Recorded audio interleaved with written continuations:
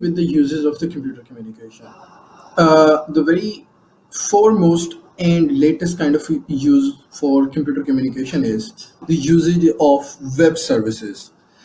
हम देख सकते हैं हमारे पास आजकल हर जगह with the help of web services now we can use the communication.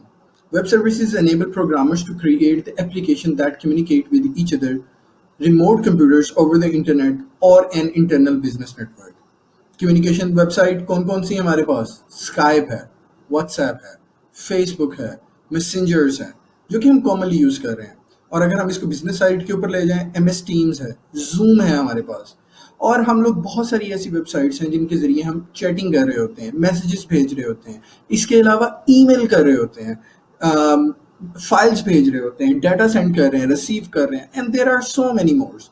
A mashup is a web application that combines services from two or more sources. दो या दो से ज़्यादा sources जिनकी मदद से, फॉर एग्जाम्पल लाइक ऑडियो और video दो डिफरेंट जगह से आ रही हैं, वो मिलाकर यूट्यूब की अगर आप एग्जाम्पल ले लें, अगर यूट्यूब को हम कंबाइन करवा दें फेसबुक के साथ, तो पास्ट में क्या होता था, पहले हमारे पास फेसबुक एप्लीकेशन इस तरह थी कि वो अलाउ करती थी कि यूट्यूब के लिंक को जब हम फेसबुक के ऊपर शेयर करते थे तो वो उस लिंक को एज मतलब फेसबुक के अंदर मर्ज कर देते थे, लेकिन अब ऐसा नहीं किया जाता, अब वो एज अ सेपरेट लिंक ही शो होता है, लेकिन पास में एक ही एप्लीकेशन के तौर के ऊपर उसको मर्ज कर दिया जाता था. तो mashup is a kind of a web application जो कि दो डिफरेंट सोर्सेज से आपकी जो है वो एप्लीकेशन को यूज़ कर रहा होता है. फॉर एग्जांपल लाइक हम लोग डाउनलोडिंग सॉफ्टवेयर्स यूज़ कर रहे होते हैं, तो मैं यूट्यूब का लिंक यूज़ करता हूँ और सर्विसेज जो है वो मैं उस वेब एप्लीकेशन की यूज़ करता हूँ कि उस लिंक से मुझे ये यूट्यूब की वेबसाइट डाउनलोड हो जाए. तो ये हमारी मैशअप सर्विसेज होती हैं.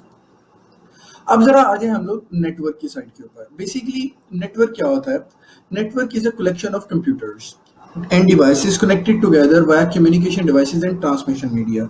मैंने मैसेज एक जगह से दूसरी जगह भेजना है, ऑब्वियसली मुझे कनेक्शन चाहिए.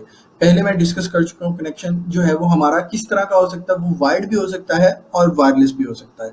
ये नेटवर्क हम क्यों बनाते हैं? हम लोग चाहते हैं कि हमारी कम्युनिकेशन हो, हमारा हार्डवेयर शेयर हो. हार्डवेयर शेयर होने से मुराद ये है कि हमारे पास एक प्रिंटर अवेलेबल है, 50 कंप्यूटर्स अवेलेबल है, 50 लोग उस हार्डवेयर को यूज कर सकें. और वो कैसे यूज कर सकेंगे? वो with the help of a network use कर सकेंगे. इंफॉर्मेशन शेयर हो सके, सॉफ्टवेयर शेयर हो सकें, और ऑब्वियसली फंड्स ट्रांसफर हो सकें, बिजनेस पर्पसेस के लिए उसको यूज कर सकें. और इस पिक्चर में आप देख सकते हैं कि हम लोग नेटवर्क के जरिए पूरी दुनिया को हमने एक दूसरे के साथ कनेक्ट किया हुआ है. फिर नेटवर्क की बहुत सारी टाइप्स आ जाती हैं.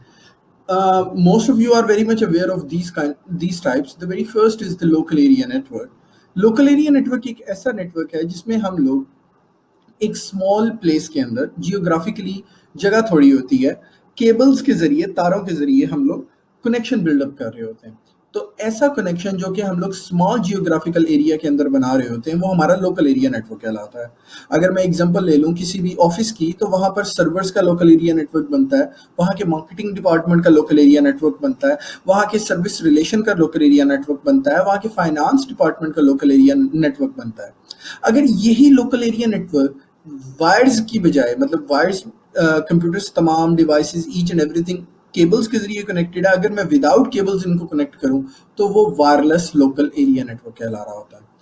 देन हमारे पास आ जाता है metropolitan area network. Metropolitan area network पूरे शहर के अंदर फैला होता है.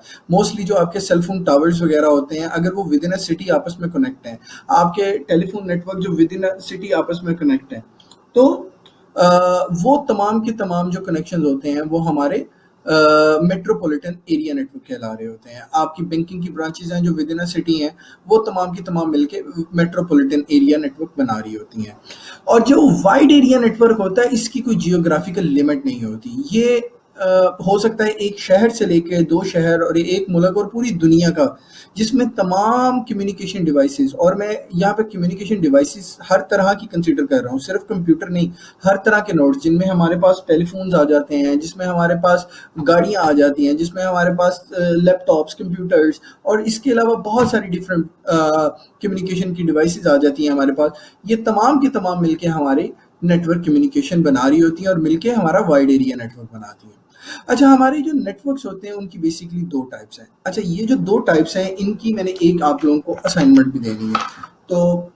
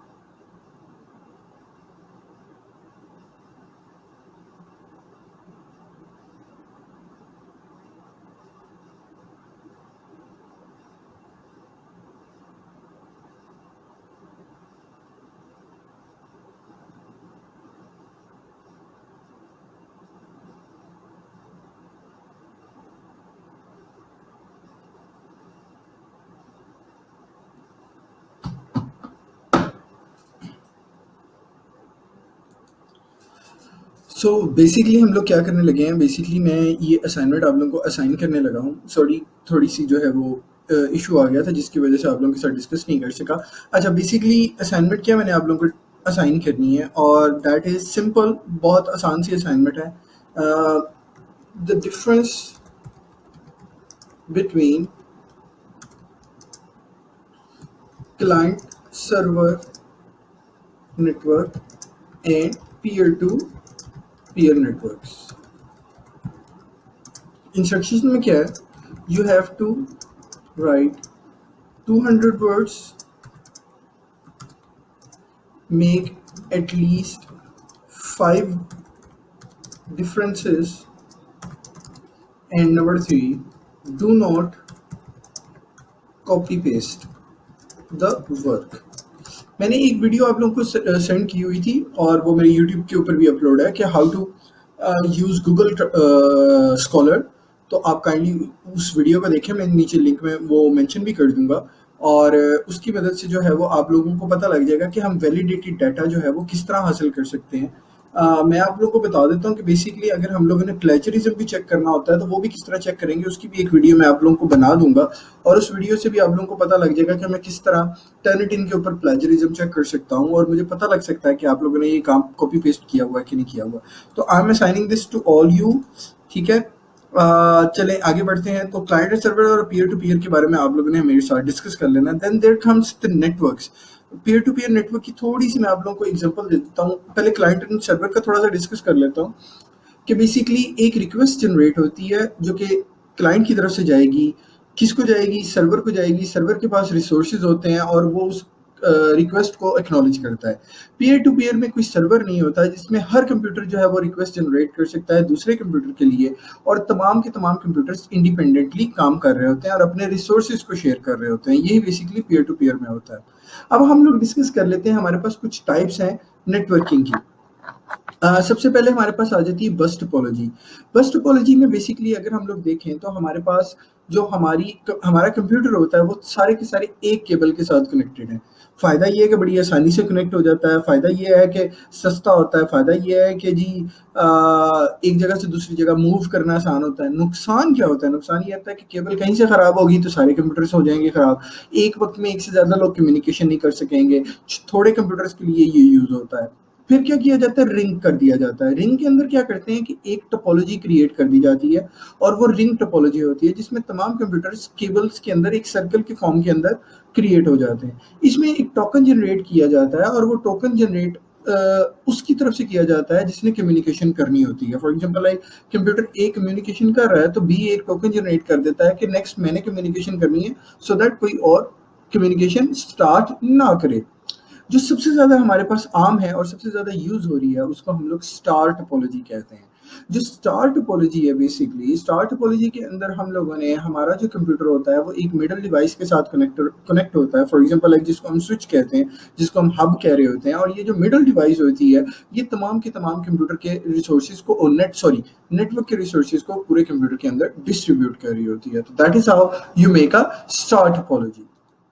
Then there is intranet and extranet, that is very important। अगर आप लोग कंप्यूटर इंटरनेट के रिसोर्सेज को तमाम के तमाम इंटरनेट के रिसोर्सेज को सिर्फ अपनी ऑर्गेनाइजेशन के लिए, अपनी कंपनी के लिए यूज कर रहे हो, फॉर एग्जांपल लाइक आपने नेटवर्क बनाया है और नेटवर्क को आप लोग एक सर्वर बनाया हुआ है, आपने मेल सर्वर बना दिया है, वेब सर्वर बना दिया है, प्रॉक्सी सर्वर बनाया है, डाटा शेयरिंग के सर्वर्स बनाया है, और बहुत सारे डिफरेंट ऑप्शंस आप लोगों ने यूज किए हैं, लेकिन आप उसको सिर्फ अपने नेटवर्क के लिए यूज कर रहे हो, तो वो इंट्रानेट है। लेकिन अगर आपका ये नेटवर्क कोई और भी यूज हो रहा होगा तो उसके लिए ये नेटवर्क एक्स्ट्रानेट बन जाएगा। And extranet allows customer or suppliers to access the parts of its intranet। कोई बाहर के लोग भी इसको यूज कर सकेंगे। तो आज का हमारा ये बेसिकली लेक्चर यहाँ तक है। नेक्स्ट जो है वो हम लोग डिस्कस करेंगे नेटवर्क कम्युनिकेशन स्टैंडर्ड्स को, और फिर डिटेल में इन कम्युनिकेशन स्टैंडर्ड्स को मैं आप लोगों के साथ डिस्कस करूंगा। Thank you so very much.